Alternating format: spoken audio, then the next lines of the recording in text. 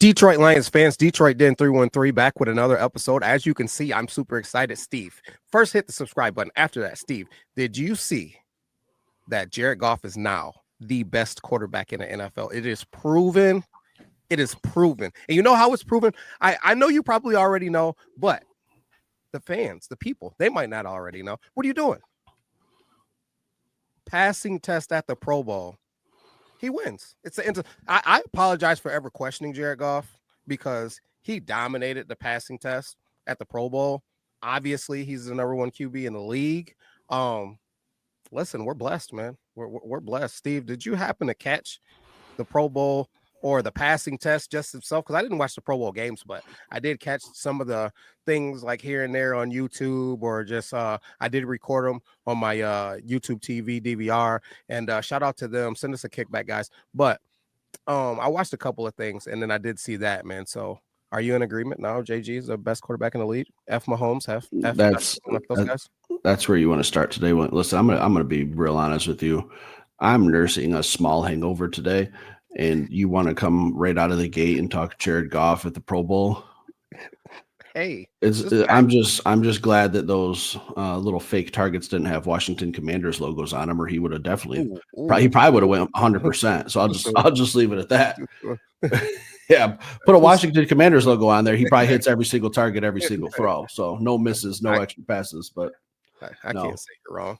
I'm not interested in the Pro Bowl in the slightest. It sucks. Today is the first Sunday without any NFL football. So whether you're a Lions fan or just an NFL fan in general, today's kind of a sit back. We have a whole week until the Super Bowl, and then we're really going to be sad because there's not going to be any NFL football for like 7 months. So today we got a little free time, got a little a little topic we're going to discuss. We're going to talk some Maxx Crosby. We're going to either put this to bed or bring some life to it. Well, how do you feel about Maxx Crosby? He's probably the most talked about player on Detroit Lions content creators than any other Lions player. Like I think I see something about Maxx Crosby circulating around the YouTube community from Lions podcasts more than any player. I think we talk Maxx Crosby more than we talk Detroit Lions at times. How do you feel about old Max out there in Vegas, William?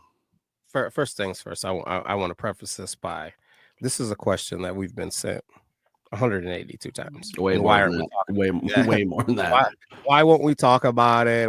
So on the Sunday where things are pretty slow, we figured, hey, let's talk about it. So how do I feel about Max? I think he's a freaking animal. And the thought of Maxx Crosby and Aiden Hutchinson on the same football team absolutely excites me. It makes me drool. I think it instantly puts us in to the Super Bowl, because all I'm looking for the Detroit Lions to add to their team is pass rush. You've come up with a theme for the offseason. It's called trench warfare, and I think that you're dead on. We need a pass rusher opposite side of Aiden Hutchinson. We need a pass rusher that requires teams to stop just doubling Aiden Hutchinson. So I think that it would potentially make our team unstoppable. Do I think that is probable? 1% chance.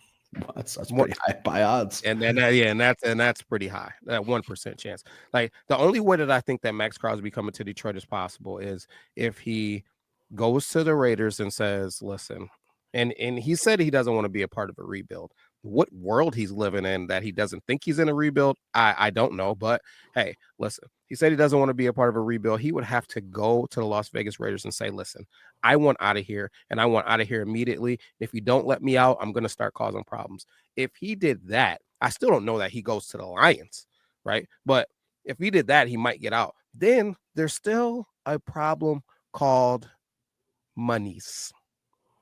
He is worth lots of money. So I still don't know that that's something that Brad would take on, because if you take on Maxx Crosby, that means that you're going to cut some of the guys that we want to bring back. There's going to be some tough decisions. Now, does Maxx Crosby give you the ability to maybe lose a couple of guys because that pass rush hold on, Steve, is Jaden Daniels still Yeah, That boy I feel still got that live feed up on my phone. He's still there dancing around, just working on his footwork because we're still not putting any pressure on him. So, okay. yeah, Yeah, okay. he's So still that's there. my big so that it would instantly take that time that he gets to just dance around and look for open receivers or decide to run down, right?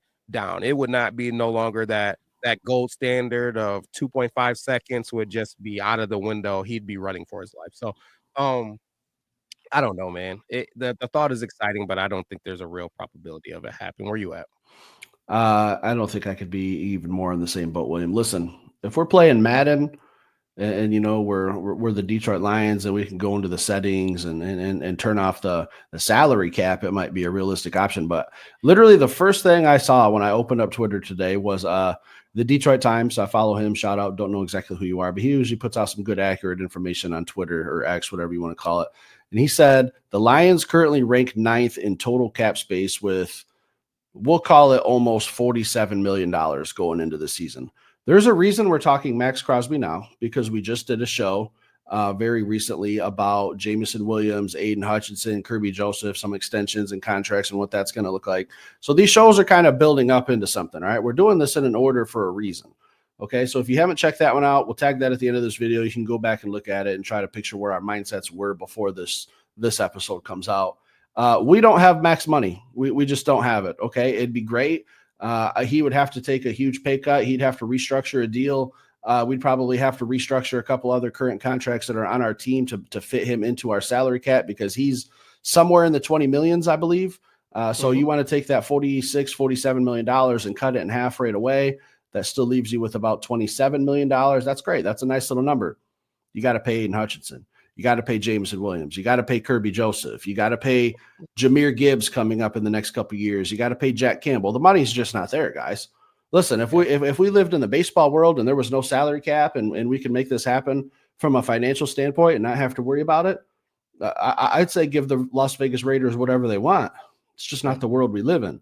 Now, Maxx Crosby is a player, phenomenal. He's one of the best pass rushers in the NFL. He's a local kid in a way. You know, he went to Eastern Michigan. I know he's got some Texas ties, but he loves the Detroit Lions. We see all the stuff that he says in his podcast and shows that he goes on about, you know, a couple years ago when he said, if I could play for any coach in the league besides who I'm playing for right now, it'd be Dan Campbell. We see the podcast where he goes on there and he talks about, you know, I was talking with my boy Pat O'Connor, former teammate at Eastern Michigan. He's with the Detroit Lions now. He's texting me how great it is.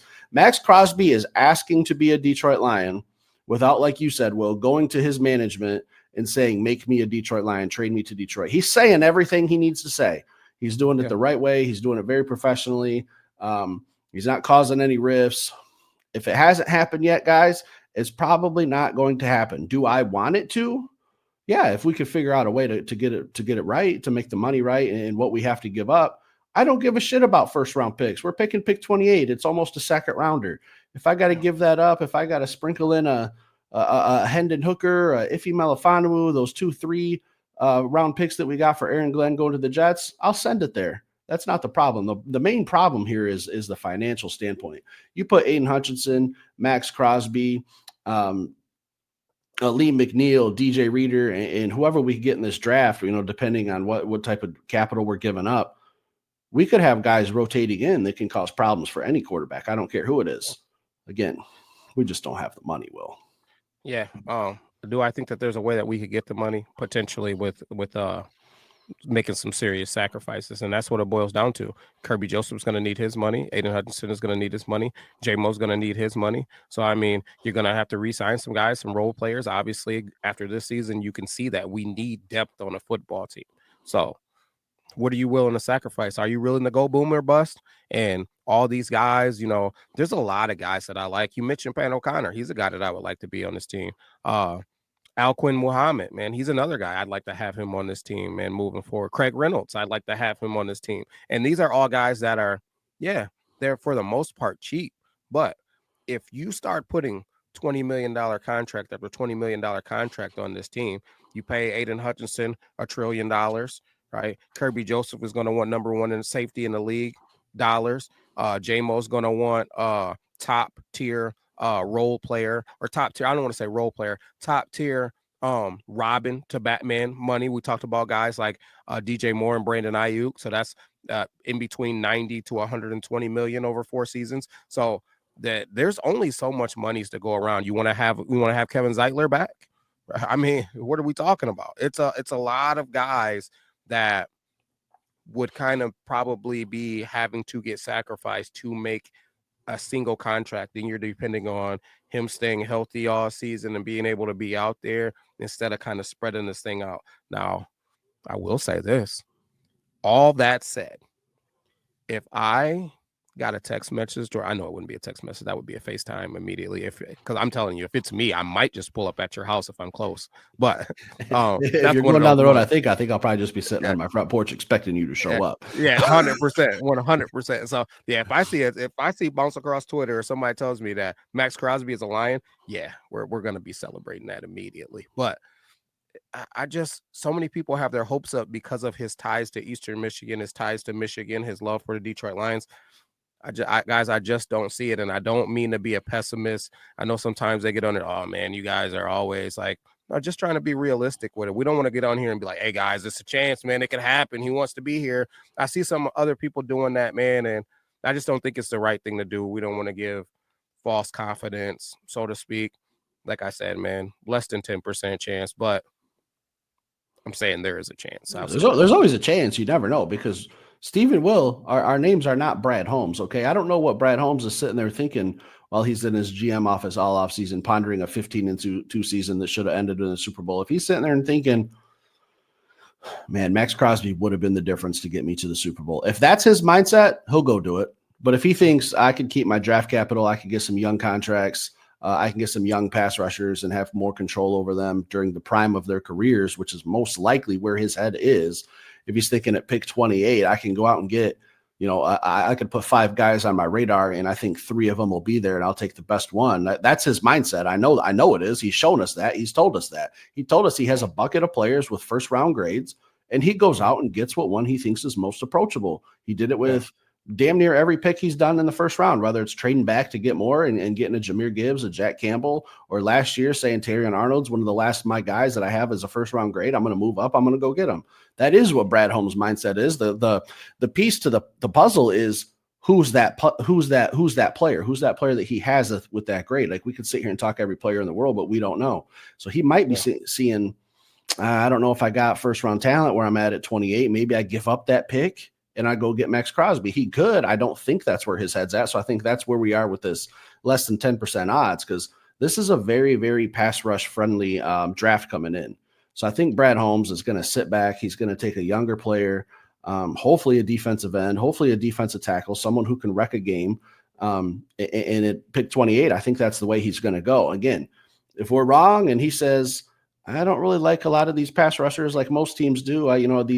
These combine guys and these Todd McShays and Mel Kipers give them first round grades, but I personally don't see him as a first round grade. I'll give up that pick and I'll go get Maxx Crosby. If that news comes across, well, I'll have the beers ready on the front porch. We'll sit there and reminisce and think, do we start making plans for San Francisco Super Bowl next year? Because that's the mindset I'm always going to be in. But I don't think that's what's going to happen here. I don't think Maxx Crosby is going to be a Detroit Lion. And again, I don't know what he thinks is going on in Vegas. They're going through a rebuild. Okay. You're going to draft probably a rookie quarterback. It's going to be a couple bumpy years. Not every team like the Washington Commanders hits a home run and drafts a Jaden Daniels and gets them to the NFC Championship. That shit's hard to do. That's why it was so special this year watching that kid play. Even though he ended our season, he had a great year. Most teams can't do that. So I don't know what Max is thinking because the Raiders are 100% in a rebuild. So he's screaming to be a Detroit Lion. Hasn't happened for a reason, Will. Yeah. Only thing that I'll say that goes along with the Raiders and rebuild, I don't know how they draft a quarterback because I don't think that there's 7 good ones out there. And I think that I believe they picked 7. And I think that 3 are going to go, like the top 3 teams need quarterbacks. So I don't know that there's 3 quarterbacks that can start this coming season. Honestly, I don't know that there's for sure 1. Right. So, I mean, I don't know how to set at the 7th pick, they're going to be able to draft a guy that's going to take over for the future. So Hendon could be a guy that's in play. Obviously, we said it on our Hendon Hooker podcast that we don't think that it would be a Hendon Maxx Crosby trade. That's some people put that type of stuff in the comments, and it's just not even realistic. Like hitting hooker for Maxx Crosby, they couldn't hang up the phone fast enough. You know Yeah, what I mean? Yeah, that's not even a possibility. not even a possibility. Now, could Hendon be a part of like a first round draft pick type stuff and maybe another piece or something, or maybe a first and a third in Hendon or something, or maybe I still think I've been standing on this. I think the Raiders want 2 first rounders for Maxx Crosby, but I don't know. When you need a quarterback, the quarterback is the most important position on a team. If somebody believes that Hendon can get it done, a guy that was a third round draft pick, but he had first round ability, he was just banged up, kind of like similar to JMO, then maybe somebody goes out there and takes a risk. It only takes one GM to think that this quarterback is a dude. You know what I mean? I.e. Malik Willis, i.e. AR-15. Shoot, I loved AR-15. Now, I didn't think that he was going to come in and be an absolute dog, but I will say I liked him a lot. You know what I mean? So what's the other one? The Cougar, the Cougar Slayer. Zach Wilson.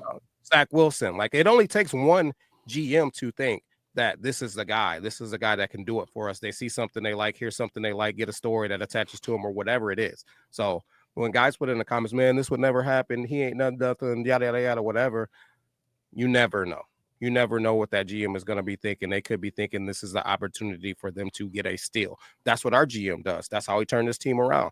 He found guys that were steals. He found that Malcolm Rodriguez. He found that Amon-Ra St. Brown. Like, these are guys that you look back, maybe not Malcolm Rodriguez, but I definitely would draft him earlier than he got drafted. I think he got drafted in the 6th round. The dude was starting some games, you know what I mean? So the Makai Wingos of the world, the Christian Mahoganies, they find these guys that are steals later on in the draft or from other teams, guys that didn't fit on other teams, but they fit here. So I wouldn't say anything is impossible, man, but again, not probable. So that's where it's at, guys. I'd say put it in the comments. Let us know if we're, as you always do, let us know that we're idiots, or let us know that you're with us.